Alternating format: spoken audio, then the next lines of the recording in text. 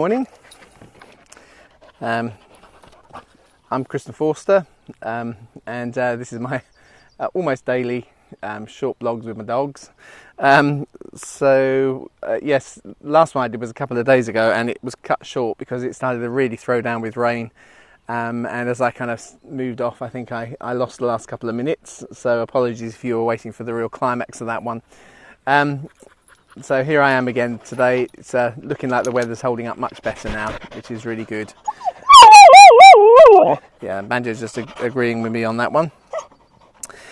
So this morning, well, I mean, it's the beginning of a new week. It's interesting. The last week, as anyone that works kind of with kids, or if there are teachers, anything like that, you'll be very aware that we're now hitting that kind of period. The summer holidays are kicking in. Everybody's finishing work. Oh look, here comes some more. Let's have a look at some other dogs that we got coming over here. A little friendly one. But no, mine aren't interested. Morning. Morning. Yes, so what was I just saying? So let's turn this around.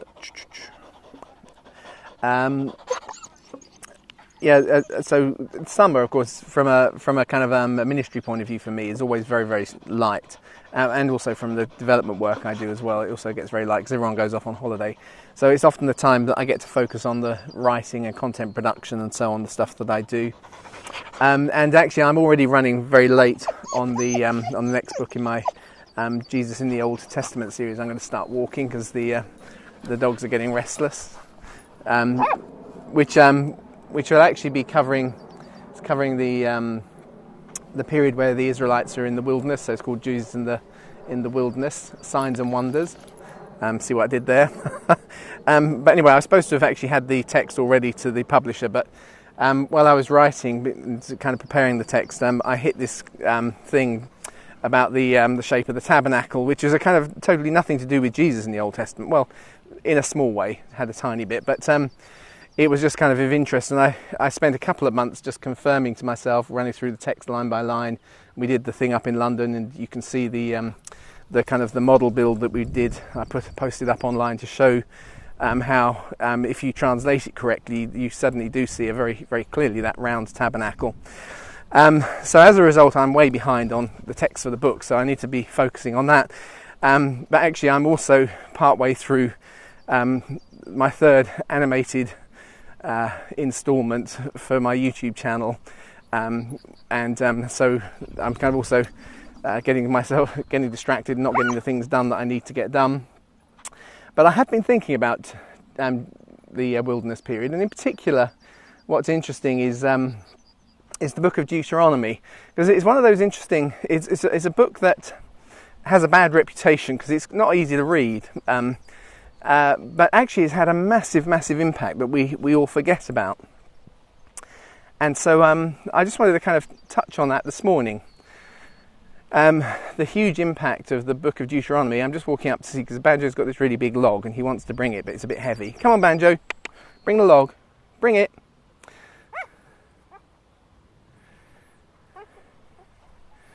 Good boy. Yeah, that is quite a thing, isn't it?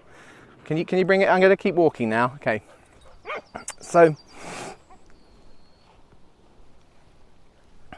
just try and turn this around. In the sense of there's so much in it. It's kind of alien, and of course it means the second law. It's the kind of second telling of the law as they're about to enter the promised land. But the impact is enormous if you stop and think about it. You know that Alfred, Alfred the Great, who's often referred to as kind of the first king of the English, he actually translated bits of the book of Deuteronomy and made it foundation to the kind of the gathering of barons and others which became the foundation of the different kind of kingdoms that became the Kingdom of England, which then incorporated the Danes. And the unity that was actually established there was because he had principles of kind of peace and the equity of people that he drew out of the book of Deuteronomy and embedded, therefore, in his in the kind of the documents which the English were founded on. And I've always thought it's interesting because that you notice that foundation from a spiritual root kind of point of view, which is that there are hundreds of translations from of the Old Testament, of the whole Bible, in English, whereas most languages, even really widely spoken ones, only have a handful, 3 or 4, and very often the only translation they have is actually a translation from an English translation then into another language. So English has really become the foundational translation language of the Bible, and so I'm not going to talk on that this morning. I just wanted to observe the kind of the connection, if you like, between the shoots of the nation, and actually something with the language, because of course some of them have been driven by American as well, but it's the English-speaking world as it's gone out that has done so much with the Bible, and it was just actually as a kind of a language coming together as a hybrid language from all these different influences that were in the British Isles at the time, that Alfred was able to unify, and he drew his inspiration out of the book of Deuteronomy. And then of course the book of Deuteronomy was also used as the foundation document, I don't know, by the bishop that produced the Magna Carter. And then of course the Magna Carta became the foundation document for the American Declaration of Independence.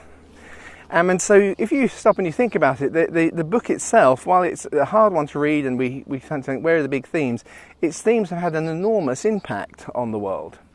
And because in many ways it is the foundation of English-speaking,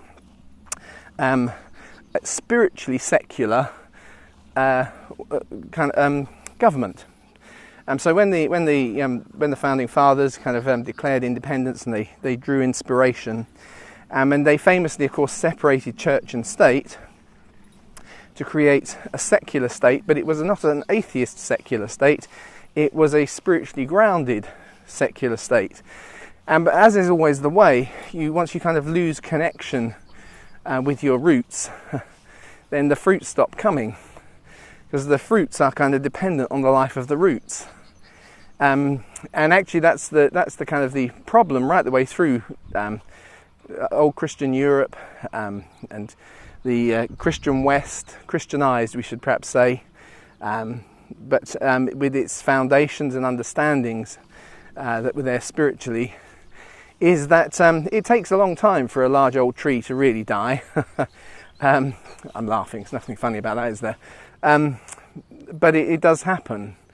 And in many ways that's what we kind of see as we look around now across most of the English-speaking world, and there is either a kind of a battle, if you like, with and very fast abandonment of certain kind of Christian principles, and I don't want to elevate them too highly, but I want to recognise that they have a purpose, and it kind of comes home with it. There's a verse, I'm just trying to think now.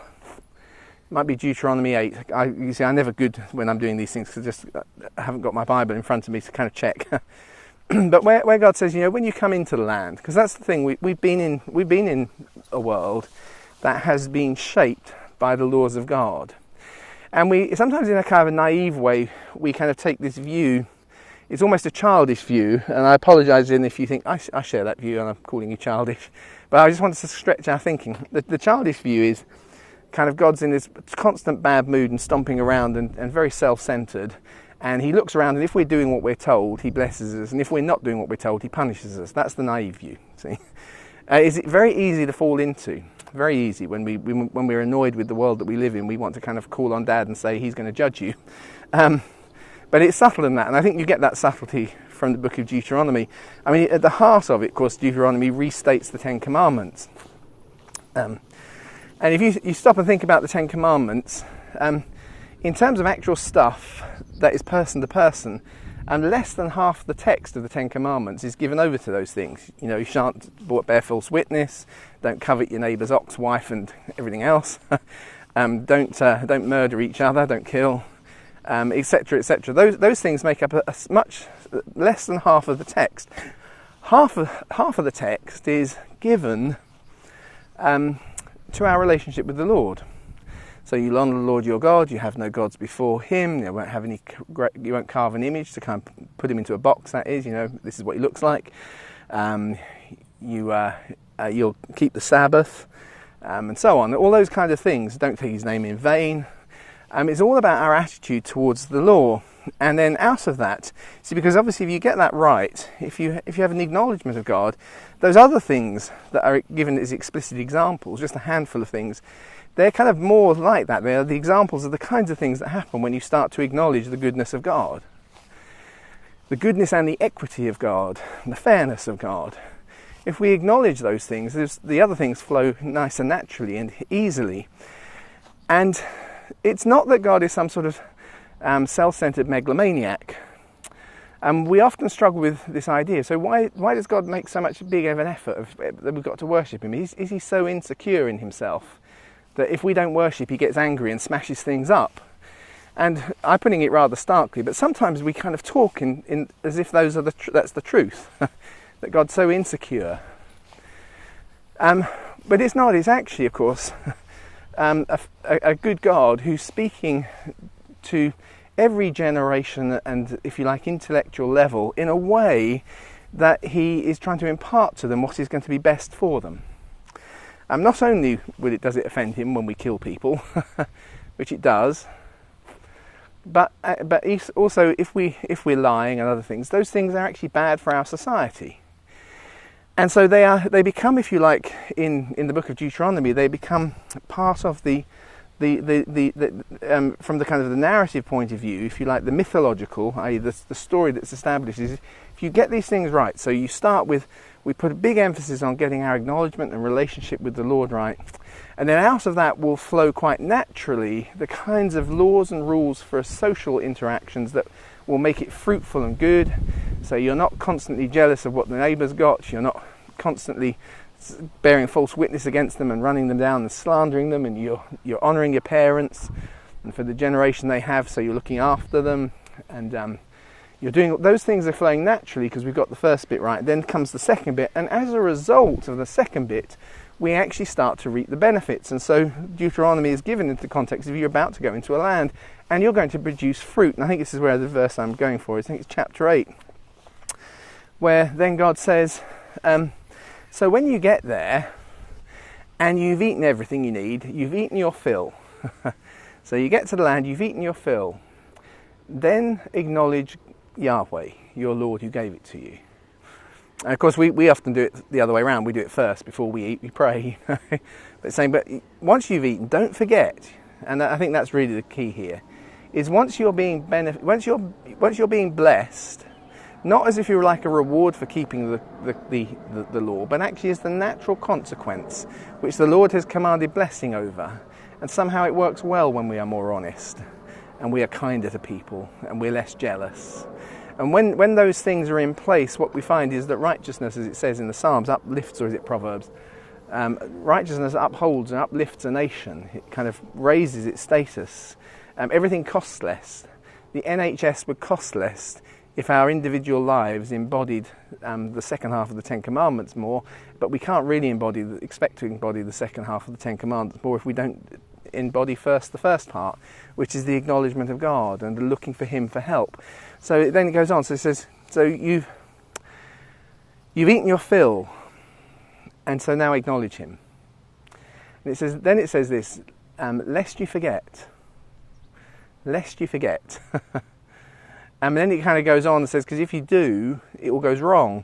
And it's not a kind of the flow of it, it's not a punishment, it's just actually, very often, it's very easy when we get there, and when life is going well, to lose him.